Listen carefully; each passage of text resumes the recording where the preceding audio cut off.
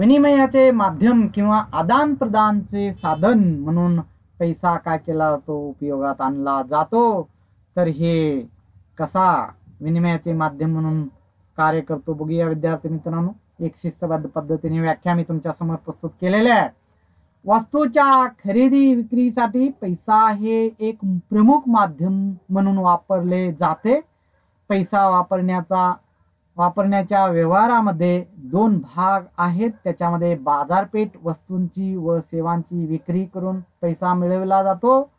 तर पैशाच्या आधारे बाजारातून वस्तू व सेवांची खरेदी करता येते. विद्यार्थी मित्रांनो बघा, आपल्याकडे काय आहेत, वस्तू आहेत, भाजीपाला आहे, तो विकून आपण पैसा कमवू शकतो आणि त्याच पैशाने बाजारामध्ये वस्तू खरेदी सुद्धा करू शकतो. अशा दोन प्रकारे दोन व्यवहारामध्ये पैशाचा उपयोग केला जातो. आदान प्रदान करण्याचं साधन म्हणून काय केलं जातं, तर पैसा उपयोग केला जातो. समजलं असेल तर प्रमुख कार्य जे काय मीडियम ऑफ एक्सचेंज किंवा वस्तू विनिमयाचे माध्यम म्हणून जो काय कार्य करतो ते कसा करतो म्हणायचं. पैशाचं प्रमुख कार्य आपल्या समोर मी सविस्तरपणे काय केलेलं आहे, चर्चा केलेली आहे विद्यार्थी मित्रांनो. तर बघूया मूल्यमापन करण्याचं कार्य पैसा कसा करतो म्हणायचा.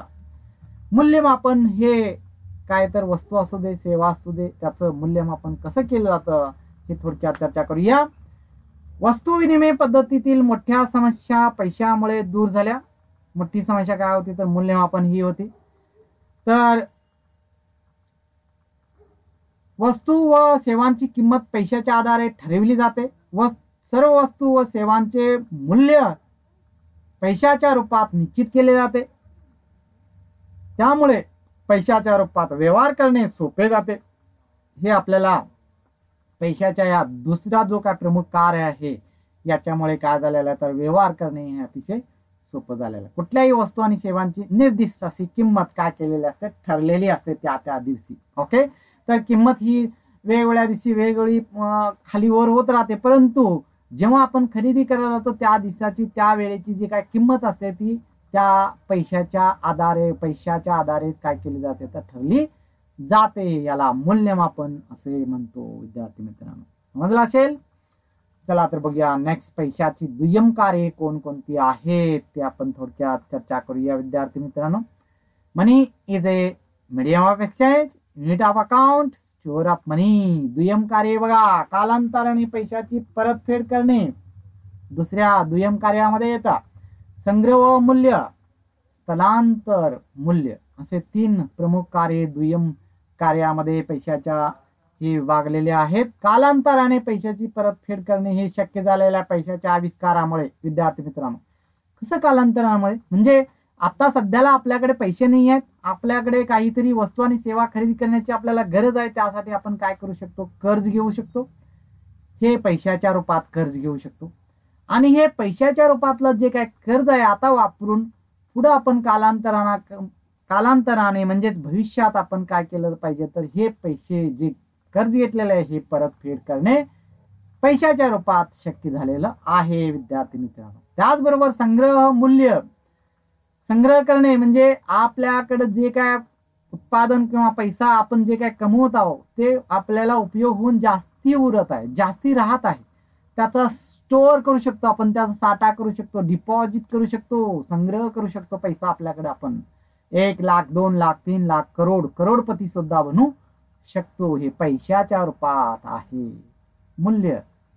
ओके, तर स्थलांतर मूल्य म्हणजे काय, पैशाचं हे अजून एक महत्वाचं कार्य काय आहे, तर मूल्य हे पैसे हे काय केले जातात, तर स्थलांतरित केले जातात. आपली जी काय प्रॉपर्टी आहे, या ठिकाणी प्रॉपर्टी आहे, ही प्रॉपर्टी आपण उचलून दुसऱ्या ठिकाणी घेऊन जाऊ शकत नाही. का, तर ही प्रॉपर्टीचं मूल्य ठरवून या ठिकाणी काय करू शकतो, तर ही विकली जाते आणि या विकलेल्या जो काय मूल्य आहे ते आपण पैशाच्या रूपात स्वीकारू आणि अशाच प्रकारची एक प्रॉपर्टी दुसऱ्या स्थळामध्ये आपण खरेदी करू शकतो. त्याला स्थलांतर मूल्य म्हणतो आपण विद्यार्थी. हे पैशाचे दुय्यम कार्यामध्ये अतिशय महत्वाचे एक पात्र आहे विद्यार्थी मित्रांनो. समजलं असेल पैसा किती महत्वाचं एक कार्य या आर्थिक व्यवहारामध्ये करत असतो म्हणायचं आपण या पैशाच्या कार्यामार्फत आपणाला जाणीव झालेलीच असेल. तर कालांतराने परतफेड करणे म्हणजे काय हे आता मी चर्चा केलेलंच होतं, तरी सुद्धा शिस्तबद्ध पद्धतीने काही व्याख्या मी तुमच्या समोर मांडलेल्या. पैशाचा भविष्यकाळात सुद्धा परतफेड करता येते. एखादी व्यक्ती वस्तू खरेदी करून भविष्यकाळात पैसे परतफेड करू शकते किंवा कर्ज काढून भविष्यकाळात कर्ज फेड करू शकते, हे आपण बघतो विद्यार्थी मित्रांनो. ओके, तर हे संग्रह मूल्य बघूया. तर संग्रह मूल्यामध्ये एक छायाचित्र आलेलं आहे. स्टोअर ऑफ व्हॅल्यू म्हणजे पैसे आपण एका ठिकाणी संग्रह सुद्धा करू शकतो किंवा बँकेमध्ये सुद्धा डिपॉझिट करू शकतो, बँकेत सुद्धा साठवून ठेवू शकतो. वस्तू विनिमय पद्धतीमध्ये वस्तूंचा नाश होत होता असल्यामुळे संपत्ती संग्रह करणे कठीण होतं विद्यार्थी मित्रांनो त्यावेळेला. परंतु पैशाच्या वापरामुळे वस्तूंचा किमतीच्या रूपात संग्रह करणे सोपे झालेलं आहे आणि हे साध्य झालेलं आहे पैशाच्या आविष्कारामुळे. स्थलांतर मूल्य बघा विद्यार्थी मित्रांनो, तर स्थलांतर मूल्य कसं आहे हे थोडक्यात आपण अभ्यास करूया. याच्यामध्ये पैशाच्या आधारे वस्तू व सेवा यांची एका ठिकाणाहून दुसऱ्या ठिकाणी देवाणघेवाण करणे सोपे झालेलं आहे. एका व्यक्तीकडून दुसऱ्या व्यक्तीकडे व एका ठिकाणाहून दुसऱ्या ठिकाणी वस्तूंची व सेवांची देवाणघेवाण करणे सोपे झाल्यामुळे वाणिज्य व्यापार याला चालना मिळालेली आपल्याला दिसून येते. हे आपण अतिशय सविस्तरपणे स्थलांतर मूल्य याची सुद्धा काय केलेले आहे तर शिस्तबद्ध व्याख्या आणि दिलेले विद्यार्थी मित्रांनो. तर बघूया बँक काय आहे. बँक तर पैसा बघितला आपण, पैशाची कार्य बघितली, पैसा विकास कसा झाला बघितला, परंतु बँक म्हणजे पैशाचा व्यवहार करणारी एक संस्था म्हणजेच काय आहे बँक. बँक म्हणजे काय बघूया विद्यार्थी मित्रांनो. 1949च्या बँकिंग नियंत्रण कायद्यानुसार बँकेचे व्यवहार करणारी कोणतीही कंपनी बँकिंग कंपनी असते असं एक कायदा अस्तित्वात आला आणि त्यानुसार आपल्या भारत देशामध्ये बँकिंग कंपनी अस्तित्वात आली. बँक म्हणजे कर्ज देणारी, भांडवल गोळा करणारी, लोकांकडून ठेवी स्वीकारणारी, मागणीच्या आधारावर पैसा प्रदान करणारी एक संस्था म्हणजेच बँक असं म्हणू शकतो विद्यार्थी मित्रांनो. थोडक्यात म्हणजे पैशाचा व्यवहार करणारी संस्था म्हणजेच काय बँक. ओके, तर समजलं असेल तुम्हाला बँक म्हणजे काय याची जाणीव झालेली असेल. बँकेचं महत्व थोडक्यात आपण जाणून घेऊया विद्यार्थी मित्रांनो. आर्थिक विकासामध्ये बँक महत्वाची भूमिका बजावते. आर्थिक विकास साधायचा असेल तर काय तर बँका ह्या काय करतात तर पैशाचा व्यवहार करतात आणि पैशाच्या व्यवहारामुळे काय झालं तर डिपॉझिट करणाऱ्याला डिपॉझिट करून घेते, पैसा ज्यांना आवश्यक आहे त्यांना लोन रूपात कर्ज रूपात पैसा पुरवठा करते आणि यामुळे आर्थिक विकासाला चालना मिळते विद्यार्थी मित्रांनो. त्याचबरोबर लोकांकडून पैसे संग्रहित करून गुंतवणूकदारांना कर्ज रूपात पैसा पुरवठा करते बँक. आताच मी बोललो तेच. विविध प्रकारच्या खात्याद्वारे व आकर्षक योजनाद्वारे ग्राहकांकडून पैसे स्वीकारतात आणि जे ग्राहकांना आवश्यक आहे त्यांना कर्ज रूपात पैसा प्रदान करतात या बँका. म्हणून अतिशय महत्वाचं पात्र या आर्थिक विकासामध्ये निभावतात. त्याचबरोबर वाणिज्य व व्यवसायासाठी चालू कर्जदाराने कर्ज पुरवठा करून शेती असू दे, उद्योगधंदे असू दे, सेवा क्षेत्र असू दे विकासासाठी सहाय्यक ठरतात हे. त्याचबरोबर क्रेडिट कार्ड, डेबिट कार्ड देऊन व्यवहारात सोपे करून देण्याचं एक कार्य सुद्धा आजकाल बँका करत आहेत. वर्तमान स्थितीमध्ये क्रेडिट कार्ड, डेबिट कार्ड आणि डिजिटल मनी अतिशय महत्वाचं एक पात्र आपण बघत आहोत विद्यार्थी मित्रांनो. ओके, तर हे झाले बँकेचे महत्व काय आहे हे आपण जाणून घेतलं विद्यार्थी मित्रांनो. तर आतापर्यंत कोणकोणत्या गोष्टी आपण चर्चा केल्या म्हणायचं, कोणकोणत्या गोष्टीवर चर्चा झाली म्हणायचं आपण थोडक्यात पुनरावलोकन करूया विद्यार्थी मित्रांनो. चला पैशाचा अर्थ आणि महत्व जाणून घेतलं.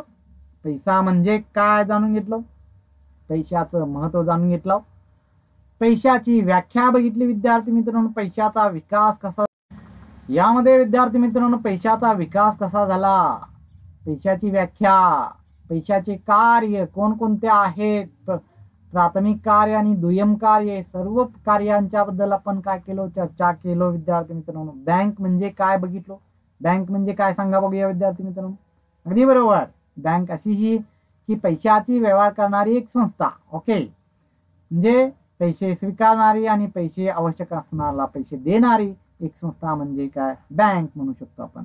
बँकेचे महत्व जाणून घेतलो. आर्थिक प्रगती किंवा आर्थिक विकास करण्यासाठी, वाणिज्य ऍक्टिव्हिटी चालवण्यासाठी बँकेचं महत्व काय आहे आपण जाणून घेतलं विद्यार्थी मित्रांनो. रिझर्व्ह बँक ऑफ इंडिया याबद्दल आपण नेक्स्ट पुढच्या भागामध्ये म्हणजे नेक्स्ट व्हिडिओमध्ये आपण जाणून घेणारच आहोत विद्यार्थी मित्रांनो. हे झालं पुनरावलोकन बघितलं आपण विद्यार्थी मित्रांनो.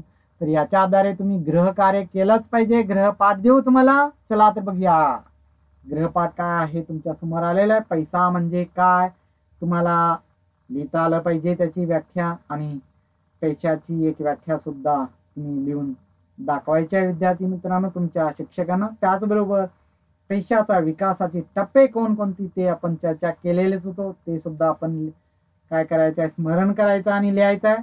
पैशाचे कार्य कोणकोणते ते सुद्धा आपण चर्चा केलेले आहे, ते पण लिहायचं आहे विद्यार्थी मित्रांनो. पैशाची प्राथमिक कार्य कोणती लिहायची आहेत, पैशाचे महत्व काय आहे ते सुद्धा लिहायचं आहे. ओके, तर हे गृहकार्य तुम्ही करून तुमच्या संबंधित शिक्षकांना काय करायचं दाखवायचं आहे. ओके, तर आतापर्यंत आपण पैसा आणि कर्ज याच्याबद्दल पहिल्या भागात काही गोष्टींचा आपण चर्चा केलो विद्यार्थी मित्रांनो.